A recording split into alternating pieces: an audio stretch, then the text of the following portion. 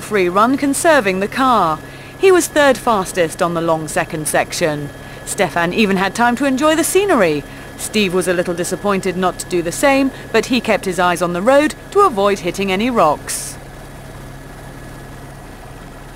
Jeff Bell's fantastic run finally hit major problems. A loose bolt that attached the damper to the rear trailing arm came off, leaving the damper flapping around. They didn't have a replacement and tried to continue, but the subsequent movement caused the drive shaft to break and damaged the rear diff. They lost over 40 minutes and dropped back to fifth. Paul-Eric Jarry had a puncture on the first stage and then got stuck in the dust of the stricken Bell 180B for nearly 40 kilometres on the second. Eventually, Bell was forced to pull over and Paul managed to get past. He was still seventh fastest on the stage.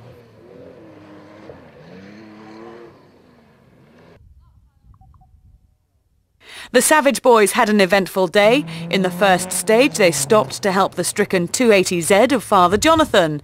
Then in service, Russell caught his hand under the axle stand as the car was being let down onto it.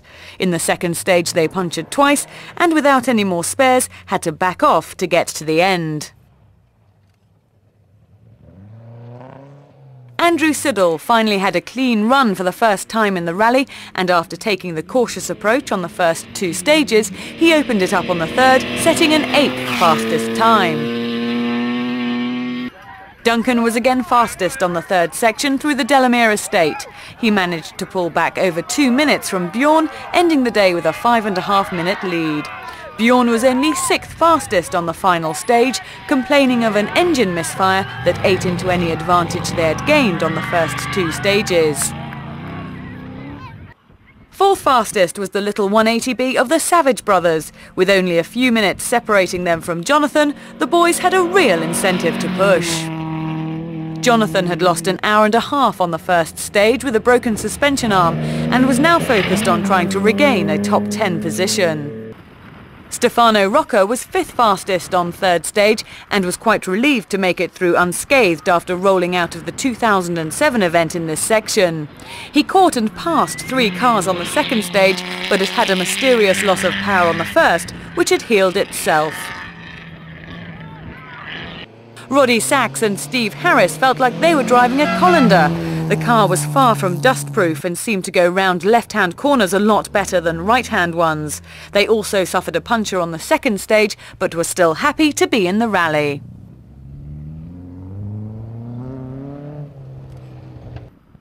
Samit Gehlot and Asit Patel were another escort enjoying the rally. Lying 15th overall, they were having a trouble-free run, even if the navigator kept hitting the driver every time he lifted off on the long 150-kilometre stage. Giant Shah and Lofty Drews are old safari stalwarts.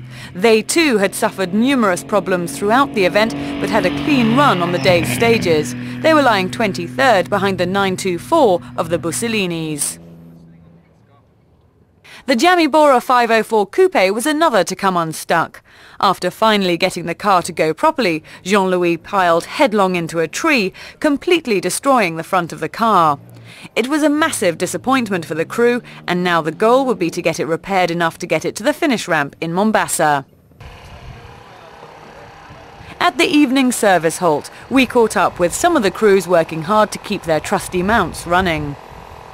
I think we were a bit slow in the last section, but I was a bit tired, and it's howled down with rain through Delamere's farm as well, so we just took it fairly easy through there. No problems with the car? No, it's perfect. It's not even had we've only had one puncture all rally, so.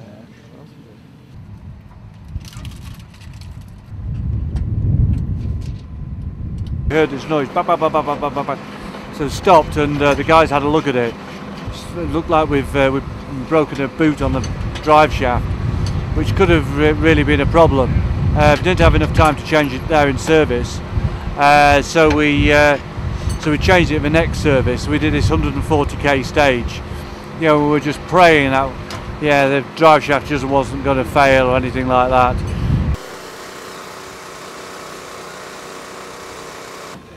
Hardev Singh Sira and Dennis Giraudet had had the worst day of all. Whilst waiting to turn into the start of the second stage, a local bus decided to overtake the line of stationary cars behind them, driving into Hardiv's side of the car as they turned. They still managed to get through the stage, but the car needed a fair amount of panel beating in the evening.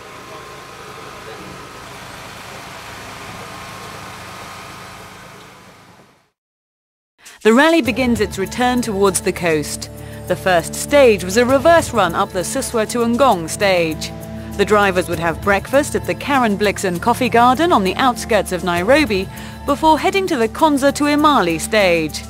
The third stage was another stunning section from Ndi to Maktau at the back of the Taita Hills. The last 20 kilometres would be a flat-out straight. The crews then returned to Taita Hills Lodge for the final night stop of the event. The early morning light in the Rift Valley made the perfect backdrop as the rally cars headed past Mount Suswa on their way to Ngong. There was plenty to keep the drivers on their toes, a maze of tracks at the start of the stage making navigation tricky, as well as the odd wet patch to catch those who are not quite awake yet.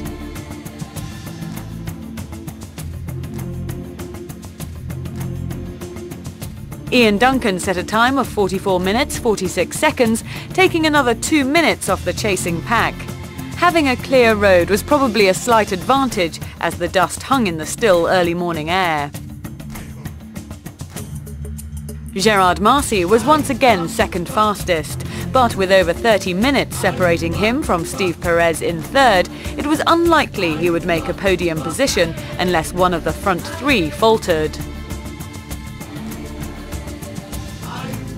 Bjorn Voldegaard admitted that he was a little slow on the first section, but decided the man in front was just too quick and would probably not make it out of the stage if he tried to keep pace. He fought back on stage 2, setting the fastest time ahead of Marcy. Apart from changing an alternator, the Datsun 280Z of Steve Perez was again without drama. This herd of giraffe hardly noticed him go by. With a comfortable cushion over Marcy and nothing to be gained by pushing, the crew still managed to be second fastest from Konza to Imali. Jeff Bell was not so lucky. Pushing hard to try and catch Marcy and regain fourth, he lost control over a rough section and hit a tree hard on the right front corner. The damage was substantial and they lost over an hour and a half repairing the car. Undeterred and missing most of the front right corner, they made it to the third stage, where they were still 11th fastest. They would, however, drop down to 10th overall. We just came, we bounced out of that bump, went airborne, straight into the tree. This meant that Thomas Floor in his first rally was now lying in 5th overall.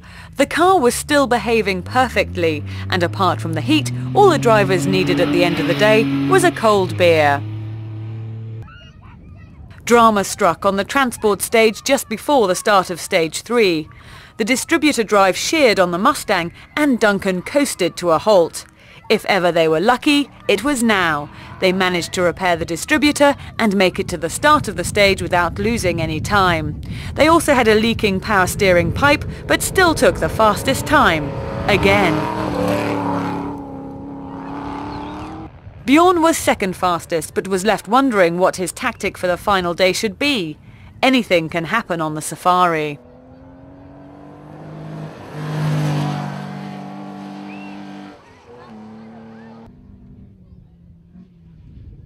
The Savages were embroiled in a family battle.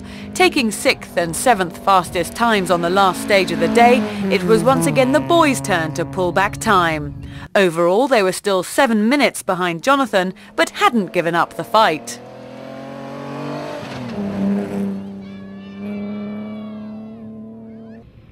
Michel Perchokos broke both rear struts and had to limp out of the first stage before repairing them in service. The next 2 stages passed incident-free and they ended up the day comfortable in 21st. Running in 26th overall was the Datsun 1600 SS of Peter Storr and Crispin Sassoon. Their woes continued. Today it would be a front arm that needed welding, costing them time on the transport stage, but the crew was still smiling and looking forward to getting to the finish. The Colt Lancer of Ekia and Zahir Shah was another crew just trying to make it to the finish. Problems with the accelerator linkage hampered progress, but they still managed to complete